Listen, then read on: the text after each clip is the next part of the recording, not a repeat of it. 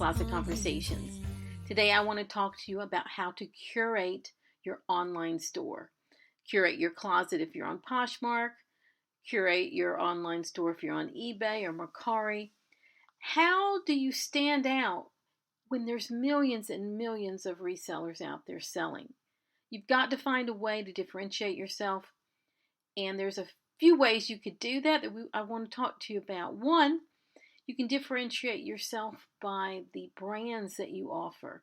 So certain brands are known for luxury, for example, Louis Vuitton, Chanel, Chloe, Fendi, for example. You could differentiate yourself by only selling luxury brands, for example, and nothing else. You could differentiate yourself by style. So, for example, maybe you only sell punk style, or only sell Southwestern style, or only sell, preppy, only sell edgy, that kind of thing. You could differentiate yourself by color. For example, only certain colors are in your closet or in your store. And if you think about curation in the way that a designer would select items for a fashion show, I had heard it put that when you look at a designer's fashion show, essentially the same woman would buy everything in that collection.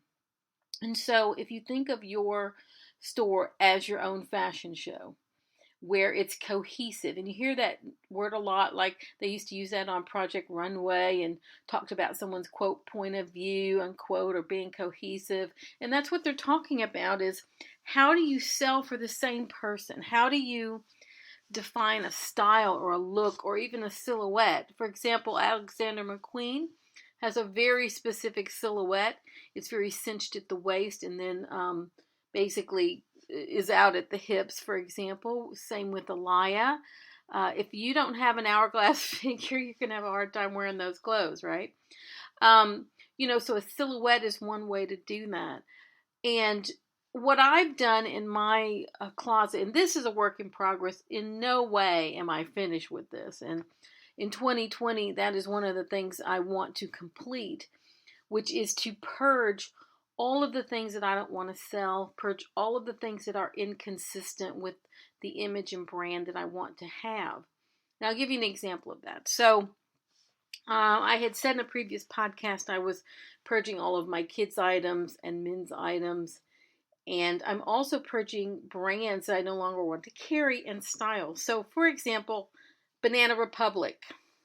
That is not a brand I will be picking up again for any reason unless the style is one that I support. For example, military. So, I love a military jacket.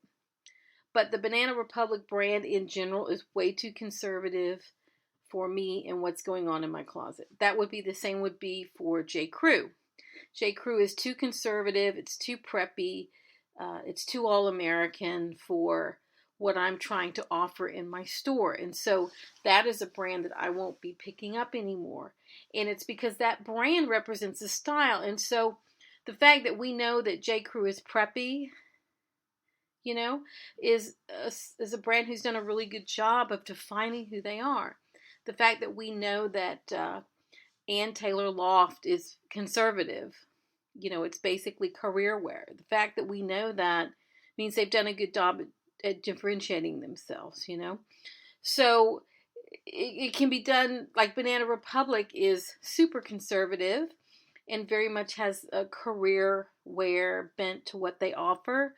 That's a brand who's done a really good job of differentiating themselves. The fact that we all think that and know that. So brands do that. And so you have to do the same thing with what you have to offer. Well, you don't have to do it, but it's an idea to do it. It's a way to stand out and differentiate yourself. Sort of like when you turn the channel. Well, we don't turn channels anymore. When you click the button and different channels on the television or different stations on the radio, you're going to got country and rock and punk and easy listening. It's the same thing with the online shopping experience. So it's important to come up with an idea of a way to focus. Now, maybe you're only men's ties or you're only cowboy boots, or maybe you don't want to be that narrow. You just don't want to focus. So, okay, so maybe you sell only things that are new with tags, or you sell only, only certain kinds of things. But it's an idea. There's plenty of people who are generalists who just basically put whatever they have out online. And I know when I go through a store like that, if when I'm on eBay and somebody has something interesting, I generally see, well, what else do they have for sale? And by looking at what they have for sale, I can get a picture of who this person is. Is this designer item an accident for them? Did they just find it? And I have seen that where there'd be some really awesome Moschino jacket, super rare, impossible to find, and the other things they have for sale, like car parts, pottery. It looks like they've been trolling yard sales and just happened upon this one odd jacket, for example. So that tells me this is something that they came across sort of like as a fluke, or or that they don't have like tons of it. So, or you can look at someone else's eBay store and they have maybe they have a Moschino jacket I like, and I see what else they have to sell, and it's all additional designer things that would be of similar ilk. So Gautier and Mugler and Chloe and other things that are edgier, that would make sense that same person would have it and would own it and offer it for sale. So what I'm doing in my store is continuing to purge the styles and the brands. And I started the process, I talked about in a different podcast, where I was going to donate everything. Well, that plan has changed. I am now going to be hosting with 2 other people, basically a swap meet / buy sell trade. And these are a bunch of resellers on Poshmark and other platforms. And we're going to get together in my showroom here in Pasadena, and we're going to all bring things in that we are tired of, and we're going to do a buy, sell, trade / swap and see how that goes. And so that is a way that once that is scheduled and people are guaranteed to be here, I'm going to get a lot more serious about pulling out everything that I don't want to carry anymore. That's brands like Ralph Lauren, for example. Unless it's the Ralph Lauren high-end with maybe a military or equestrian, very heavy style to a jacket. Really not something I want to carry anymore. So that will be an example. I think some of the H&M that I have, I'm going to purge because I really don't want to carry that anymore unless it's a really special piece or it's a collaboration. I have some Forever 21, all of that's getting dumped no matter what it is. My vintage, I have some vintage clothes that are not consistent with the theme that I have in my closet, or with the fact that I want to focus on high-end vintage. So I have some vintage clothing that I bought just sort of in the early days, or as experiments, or when I first was doing the flea markets, really not understanding how to focus with that. And I can tell you that the customer at the flea market is very different than the customer at the vintage shows. So it's so odd and so funny to see what sells in that environment. But nonetheless, I'm going to get rid of a lot of vintage that doesn't represent my style, because I want my style to spill over from all of the clothes that I have into the things that are vintage. And so that's going to mean getting rid of a lot of things that haven't moved, that don't represent me in terms of color, in terms of style, in terms of sophistication. And just tonight I was selling a vintage pair of Moschino pants, and I got top dollar for them. And I was just thinking, how lovely that was to find someone who could appreciate what that is, was willing to pay a premium for it, and what a different experience that is than, say, selling, a pair of H&M shorts for $8, and getting a couple of dollars off of that. So I really want to move away from these lower end items and these lower end transactions, and try to move up the notch in the dollar amounts I can get and the brands that I'm dealing with. Because quite frankly, it's just not as fun to do that. But yeah, but I still need to turn the inventory. I still need to move things. And so this is not something that's going to get solved tomorrow. This is something that's going to take me all year to figure out. Figure out how to better define my store, define my image in the colors I present, the silhouettes, the fabrics, the brands, the quality, the texture.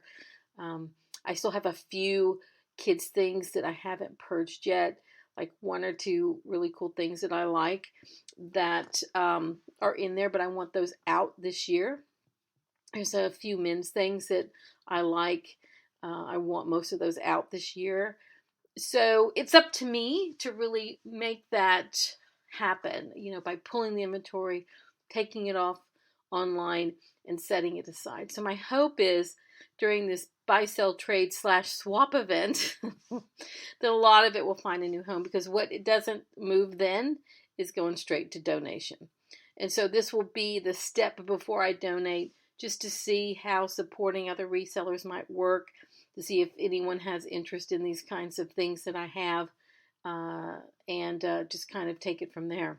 To dress and, kind of formulate my style and who I was. And I love the 80s. And so the 80s are a lot about pops of color, like red, like a stoplight, red and blue and black and green and yellow. The whole Memphis vibe for furniture, pop art, all of that came out then. And, I'm realizing that I'm still drawn to it now. And so when I look at my closet and I look at my store online and look at my Instagram feed, so much a part of that is this, a lot of darkness and then pops of color. I love red. I love blue. I love yellow. And of course I love black. So, that's the way I'm going to start defining who I am and continuing to tweak my store. So some new inventory I have recently obtained. One is solid red. One is solid orange. A couple of them are solid green, which will give these pops of colors that'll mix in with so much black that I have in my store. And so the color is one way to differentiate yourself. Now, I've thought about having an all black store, but even for me, with as much as I love the color, as much as I sell, even for me, it's a bit much. So it's important to break that up with other colors and to give some variety there, even though there's so many great black pieces that I come across and I'm going to have in that closet. I think when people look at my store, they do see something different. And I get a lot of feedback on it on Poshmark a lot, because that platform really encourages people to leave comments and things. And so I feel like I'm on the right track with it. It in no way is finished.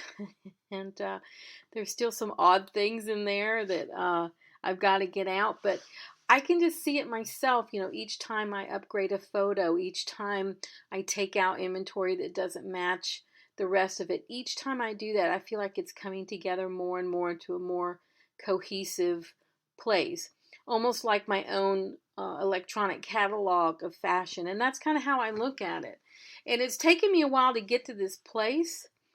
And particularly now that I'm buying inventory so much and thinking about, this is serious to continue to invest money in a reselling business when your own personal things have already been sold. And I've sold pretty much what I want to sell. The rest of the things are going to have to be wrenched away from me because I like them so much. So we'll see how that goes. But I do think that I'm on the right track, and the feedback makes me feel like I am on the right track. And all of the colors also in my store support my brand, my colors and my logo. My Jenniegirl logo too, the kind of packaging that I have as well. And so I really want it to spill over into everything that I'm doing. My business card, my brand pin that I put on every piece of clothing that I sell, my packaging that has my logo on it for poly mailers or stickers that I put on boxes. So the color of my tissue paper. So all of that pretty much feeds itself into one cohesive, or at least mostly cohesive shopping experience for Jenniegirl. And so that's really a big focus of mine this year. I'm also going to do the same for my personal wardrobe. I spent some time tonight thinking about what I call the replacement method and how I'm going to tackle all of that. And basically what it means is, in order for me to purge a bunch of stuff that doesn't work, I really have to go ahead and bring in something to replace it with before I can let it go. So that's a little something I was thinking about tonight, and doing some online shopping to try to see what I could find out there. And that's it. This is just a quick little update about ways to differentiate your store and your closet. Be that focusing in on a particular niche, like all men's ties or all cowboy boots or all Doc Martens, particular brands, particular colors, a Southwestern vibe, a boho chic vibe, an edgy vibe, a classy vibe, a preppy vibe, all women's or all men's or all kids. There are so many ways you can slice and dice it. And if you want to get some ideas, you don't necessarily need to look at other Poshmark closets, but look at professional websites. Pick a brand that you like. Say, go pick a brand like Zara. And if you look at their website and the way their clothing, the shapes of their clothing, the colors, the way it's photographed, they definitely have their own vibe. It's very minimalist, chic, I guess is what you would call it. And lots of classic shapes and pieces. Even though it's ironic, so even though it's fast fashion, they are pretty basic pieces with an edge, but they all look cohesive. They all look like something that Zara would have. If you look at an H&M, you have similar vibe. Go look at a J. Crew. Go look at a Tory Burch. Look at some of these sites and see how these people have done it, how they have managed to create a vibe, a look, a feel. You look at James Purse, for example, that California casual. There's a certain color palette to all of those pieces, those rich muted colors, for example. So study what's already out there, see what other people are doing who are successful, and see if you can't get some ideas for yourself. And that's it. This is Jennie Walker with Closet Conversations. If you liked what you heard today, please give it a 5-star rating, a thumbs up, a subscribe, some comments. All of that helps move this podcast up in the feed. So that's it. This is Jennie Walker with Closet Conversations. If you like the music you heard today, Black Hat, the song was performed by Jennie Walker and written by Jennie Walker and Tommy Farragher. It's available on iTunes worldwide now.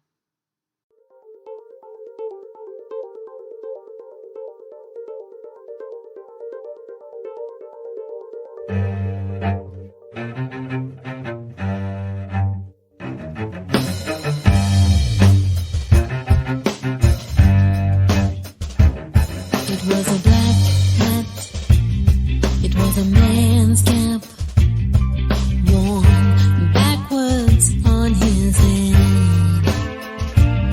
He was a cool cat, he'd been to hell and back.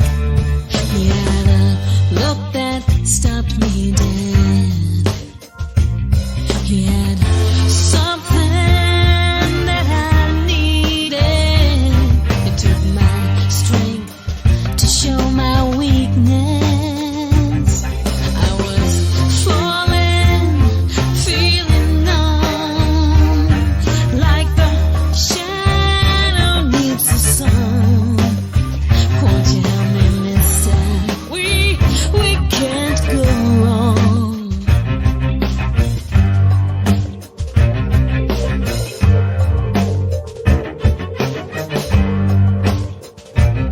We made a fast track to the yellow cab, speeding through the lights. A last grab, a desperate stand. We were leaning on the knife.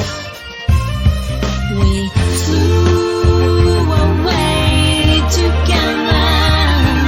In the backseat, we were one.